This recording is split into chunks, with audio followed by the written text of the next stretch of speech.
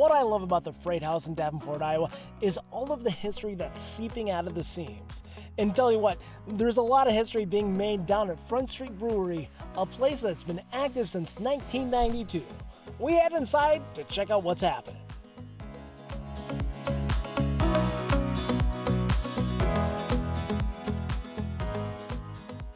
We are at Front Street Brewery. The brewery's going over here, and I'm here with Jessie. She is the brew tap manager as well as the marketing director here at Front Street. And I love this place because you've got a lot of history down here, right? We do. Yeah. Since 1992. 1992. I mean, the craft brew craze, started after the 2000s, and the idea that you were people down here brewing beer down in downtown Davenport, that's awesome. So tell me a little bit about the tap room. What do we got going on here? So the tap room is a great place for locals to come hang out and of course get our beer on tap. We have seating for about 95 people, or the capacity for about 95 people down here. Yeah, I love the idea. I mean, so many local brew pubs and their tap rooms are almost really hardly segregated. I mean, you're wide open from the mess and the stink and the boiling that goes on in here, because brewing is not it's not a quiet process, right, obviously, but it's also it's not not always a pleasant experience, but the idea of having it nice and open, and it's literally one bleeding over to the next. You can walk from 15 steps from the bar to seeing where that beer was getting brewed. That's awesome. I love that. Yep, and our locals love it too. Yeah, I love this also being right down here on the river. Mm-hmm. Yeah. Our guests love it as well because they can sit here and enjoy their favorite beer and look out the window. They can see the river. LeClaire Park is right across the street, and of course trains go by frequently. Between the trains and the barges, it's a very hustling and bustling part of town, and that's just awesome. And this beer is great. I'm so happy that you handed it off to me before we started, but I can't wait. I'm going to go meet with Chris a little bit, and tell me a little bit about how this beer is made. There's the train. There it is. And bustle. Love it.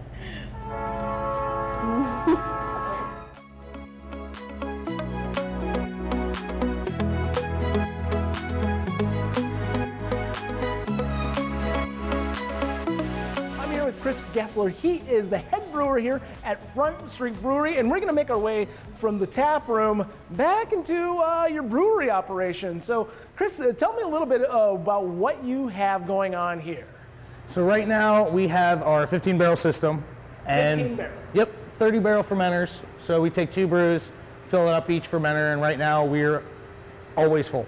You're always full. Always full. As soon as we clean one of these guys, we're filling it back up again. Let's go and walk through the brewing process a little bit, okay? So where do we start at? So we'd be starting with our giant silo out back, which you saw, and then all of that would get milled all by this machine back here, and then it goes up into this hopper, and then after it goes into that hopper, we mash in, and I can show you that process next. Yeah. So after the grain gets milled, it's going up and it's heading into this hopper here. Yes, it is. And then into the tanks. Into the tanks. We'll use RO water that we add the salt ourselves, so we get our pH right, and then we'll fill it up with water and the grain, and then we'll mix it up for about an hour.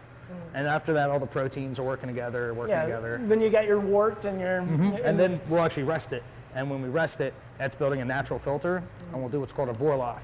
And the stuff on the bottom we'll keep throwing on top for about 20 minutes, because we don't want to lose any of the sugars down the drain. And then tell me about your hops. What kind of hops are you guys using here? So it all depends on the brew, really. So with Gold, we go with the noble hop called Willamette.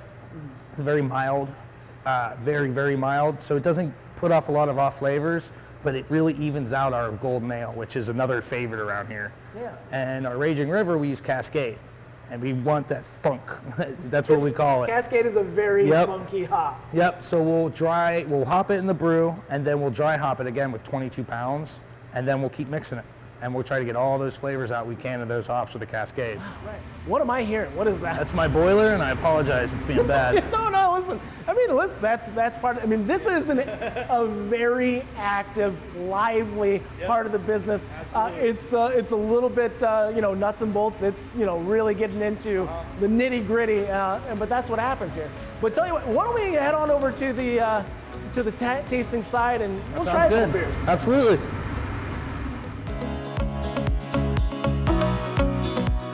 So, of course, everything we do is by hand, and we put a lot of thought in just the recipe. The recipe is the foundation for all of our beers.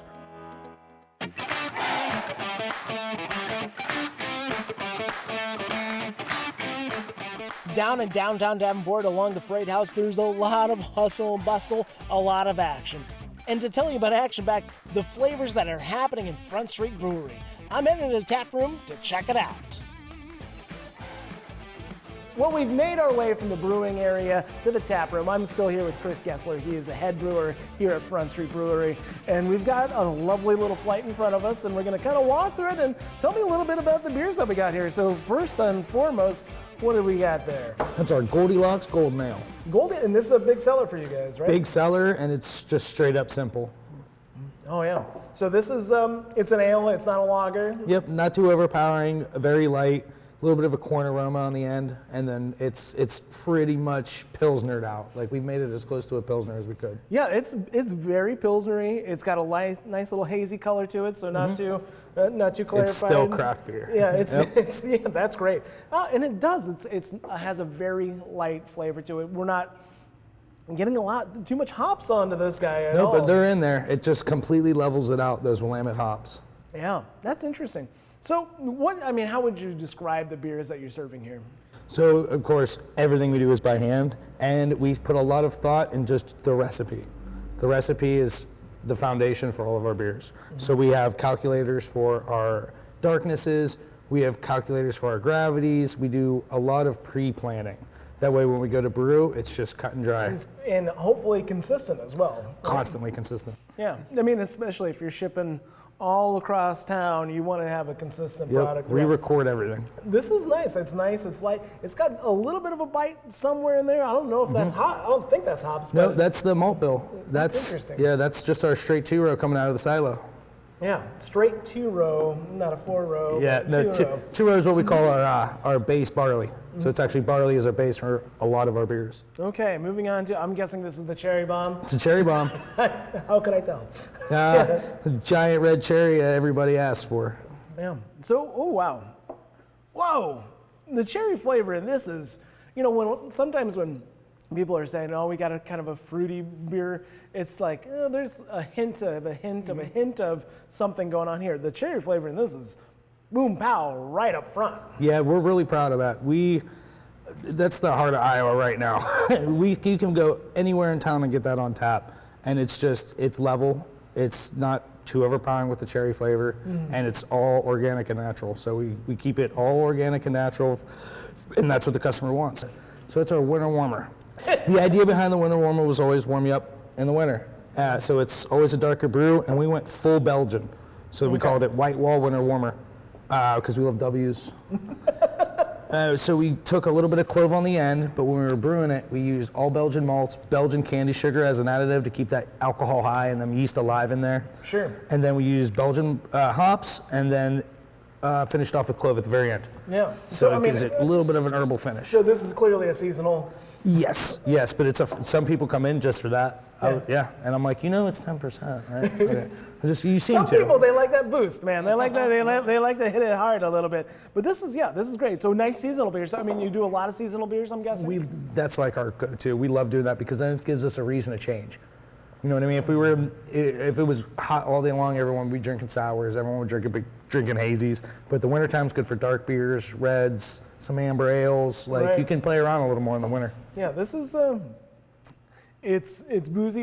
It's got that bit of nip into it, but it's not too aggressive. No, people love it. They really do. Yeah, sometimes you can get a little bit too much, and it's like, oh wow. I mean, I might as well be drinking hard liquor. That's our barrel age. We'll get to that. Someday we'll see. Our barrel age will do nice. that. This is a nice. It is. I'm feeling the warmth already. That's exactly what we want. Okay, what's our last beer here? So that's our Red October. We actually brewed that for the first time last year. Okay. And I was thinking Hunt for the Red October when we named it. and it just came out Red October because I was like, well, it's October. It's not an Oktoberfest, but it's very close to a Marzen, which is usually what an Oktoberfest leans towards. Oh, well, malty is all get out. Oh, yeah. So we put some caramel malts in there, some dark barley, and then we ferment and ferment and ferment and ferment, and we let it sit. Because with the amber ales, the yeast likes to hang out in there. Sure. So we're actually using our ale yeast for the Red October. But the ale yeast, if you leave it in there, you get these off flavors that just give it the smokiness. And you're probably getting that when you're not drinking it. That smokiness will just hang out at the back of your mouth. Sure, I'm definitely getting that smoky. It's that malty smokiness that's really something. All right, I got one more beer for her. Yeah, the magically appeared in front of us. This is our Snickerdoodle Cream Ale for Christmas. For Christmas. I love beer for Christmas. Yeah, this is the most Christmas beer you're gonna come across that we make. What is going on in my mouth? It's a cookie. It's You said it's a cream ale. I heard you say it was a cream ale, but wow. And it's creamy. It's got that big rolling cream around. Yep. Yeah. So this is your Snickerdoodle. This is a Christmas. It's our Christmas cream ale, pretty much. A little bit of milk sugar in there to give it that creaminess. That's pretty much what makes it a cream ale. And then we added cinnamon towards the end and vanilla and a little bit of molasses, and it's just right about there. Like, just very drinkable, very light. Nary a hop in sight, it feels, or at least it's in my mouth. I'm not getting in it. We kept it light. Like, we didn't want to overpower it. Yeah. And we wanted it to still be really drinkable. Sometimes you don't want to get a gut bomb. Right. It's delightful. I enjoy it. I really do. Yeah, and you're having problems keeping this in stock. Just how much is flying out the door? Oh yeah, like I'm sure by the time people are seeing this, we're gonna have it on tap at the restaurant and here. So come on in and get it, and it's great for pairings. Not so much with food, but with desserts. Oh, try a Snickerdoodle with some cake. This would be a fabulous dessert beer. This is quite exceptional. Every one of these beers, they're very unique. You know, showing a broad range of styles, which is awesome. Everything's been great, Chris, and I really appreciate you taking the time. No problem. Thank you. Thank you.